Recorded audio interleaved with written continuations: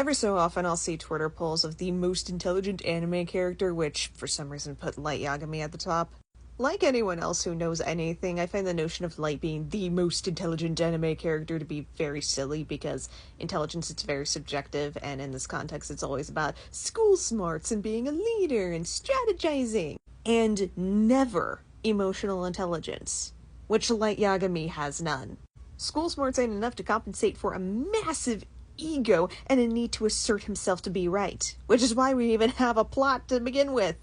It kicks into gear when he falls for bait to give away his location, and he ultimately gets caught because he couldn't contain a manic giggle fit for a minute. Sounds like a shitpost, I know, but you try to tell me that's not how Death Note ended. This all got me thinking about how very unreliable Light's perspective is even before he starts using the Death Note. Because the story starts with this setup of, oh, crime is rampant everywhere, and what are we gonna do? When the reality could not be farther from the truth.